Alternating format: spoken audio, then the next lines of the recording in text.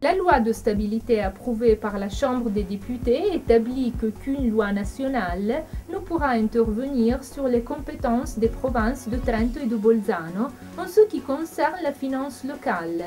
La norme qui a imposé un double pacte de stabilité aux communes trentines a en particulier été abrogée.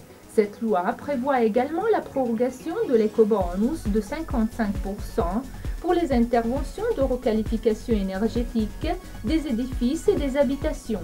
Il sera en effet possible de bénéficier des avantages jusqu'au 31 décembre 2011, ceci étant toutefois étalé sur 10 ans et non plus sur 5.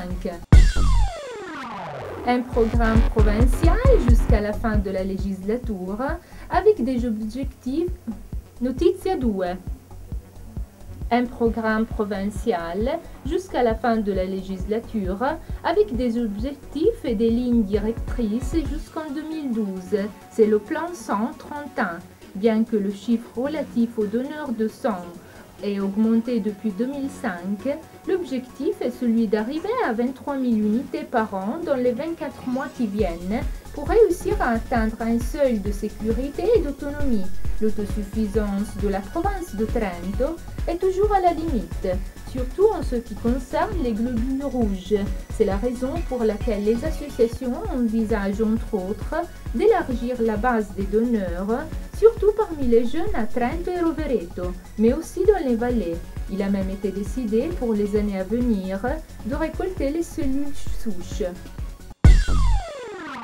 Le rôle de la femme dans la société actuelle a été le thème d'un congrès organisé à Trento par l'adjointe provinciale à la solidarité internationale et à la vie communautaire, par la commission égalité des chances, par la conseillère chargée de la parité hommes-femmes et par l'université de Trento.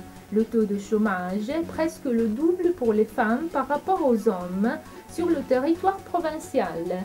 Les femmes travaillent en majorité dans le secteur tertiaire, en particulier la fonction publique, et font surtout partie de la catégorie des employés.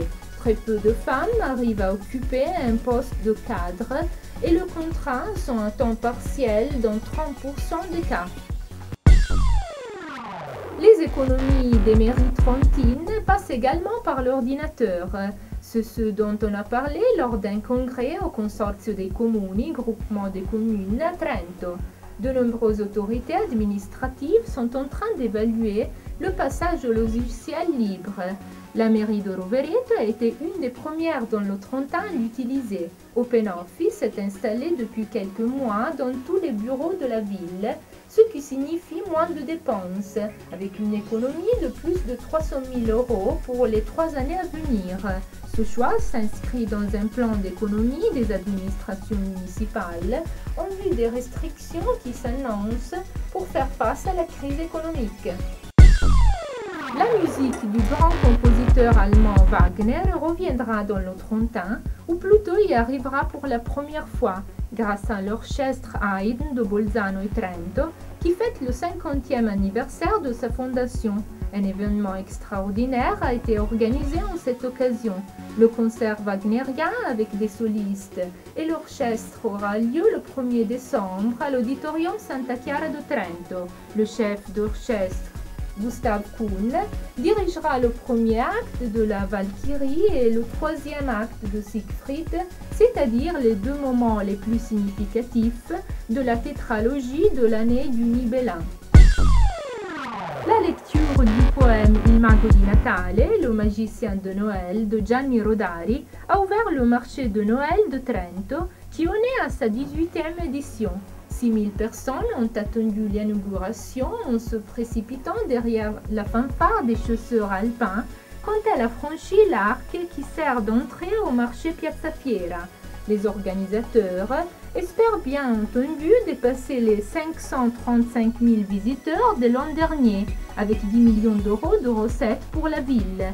3 000 camping-cars sont attendus durant la période d'ouverture du marché. Il y a énormément de réservations et 3 trains spéciaux en provenance de Milan qui déverseront 600 touristes à la fois en ville sont également prévus.